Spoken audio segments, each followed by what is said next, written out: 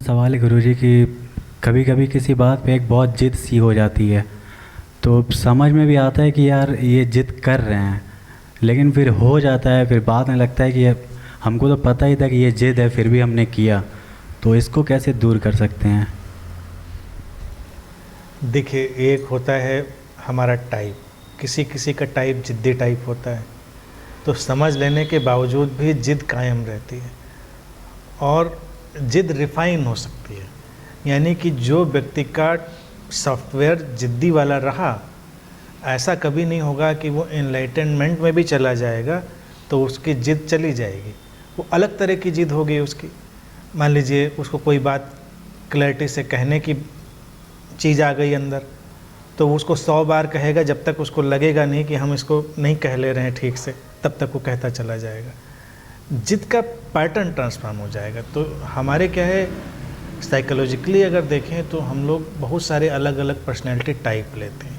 समाज हमको एक स्केल पर फिट कर देना चाहता है कि ये आदमी ऐसा है, ये आदमी ऐसा है, और एक बनाना चाहता है। एक ही जैसा कोई होता नहीं, एक ही टाइम पर हर आदमी बड़े अलग अलग ढंग से फ़र्क महसूस करता है अपने अंदर। मैं जिद को ऐसे देखना चाहता हूँ कि अगर ये अवेयरनेस भी आ गई हमारे अंदर कि मैं इस काम को जिद की वजह से कर रहा हूँ, तो वो अवेयरनेस ही हमको गाइड करने लगेगी। जिद दो तरह की हो सकती है, कंस्ट्रक्टिव हो सकती है और डिस्ट्रक्टिव हो सकती है। डिस्ट्रक्टिव जिद का अगर रियलाइजेशन हो गया तो और हम वाइज हैं तो जाहिर सी बात है हम उसको जल्दी से जल्दी ड्रॉप कर देंगे। यही उसकी जो विजडम होगी।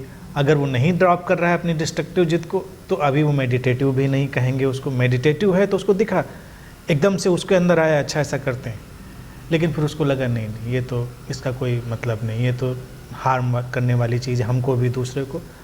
और कभी कोई चीज़ कंस्ट्रक्टिव वे में आ जाए कि हम ऐसा कर सकते हैं, तो वो करेगा, उसको बार बार करेगा, तो वो ठीक है। यानी कि ये जो बॉडी माइंड है ये डिज़ाइंड है ऐसे ही उस चीज़ तक जाने के लिए। अब मान लीजिए तुमने एवरेस्ट पे चढ़ने का ठाना, तुम गिरे 2 बार नहीं चढ़ पाए, 3 बार नहीं चढ़ पाए। अब जिद वाला टाइप है तो तुम 100 बार में भी लेकिन कोशिश करके चढ़ जाओ, तो ठीक है। ये क्रिएटिव कंस्ट्रक्टिव थोड़ा सा वैसी चीज़ हुई। लेकिन कुछ और इससे उल्टा पहाड़ से छलांग लगाने वाली जिद हो तो वो डिस्ट्रक्टिव हुई।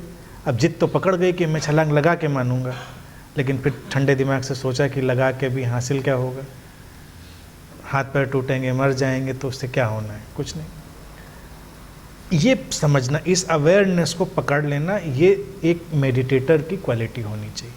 फिर किसी की किसी बात पर एंटी जिद नहीं होनी चाहिए। नहीं तो क्या होता है कि लोगों ने तुमको जज कर लिया कि ये जिद्दी टाइप का है, तो वो तुमको एंटी चीज़ें देंगे, जिससे तुम रिएक्शन में वो वाली चीज़ करोगे जो वो चाहते हैं, और उन्होंने तुम्हारी नब्ज पकड़ ली।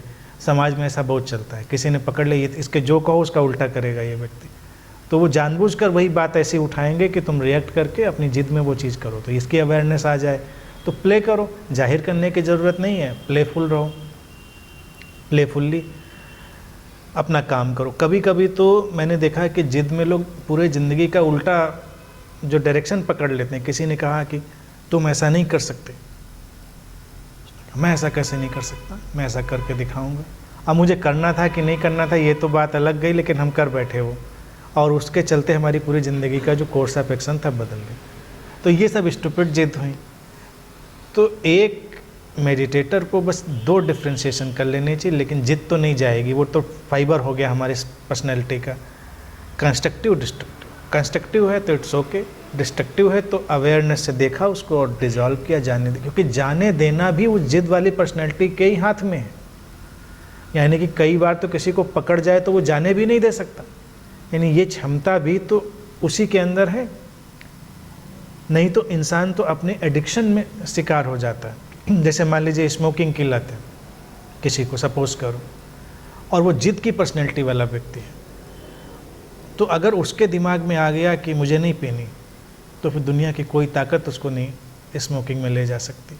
हो सकता है उसको थोड़ी परेशानी हो, लेकिन उसने जो अपने अंदर बना लिया सो बना लिया।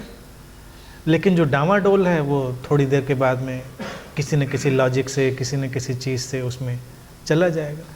तो इसमें कोई प्रॉब्लम नहीं, बस इसको मेडिटेटिव बनाइए, अवेयरनेस आ ही रहेगा, समझ में आ गया है, और ये डिफ्रेंशिएशन हमेशा रखिए और उस हिसाब से चलिए। किसी भी चीज़ पर थोड़ा विवेकपूर्वक विचार करके और फिर चलना, फिर अपने इस टाइप का, इस पर्सनैलिटी टाइप का बेटर यूज हम कर सकते हैं।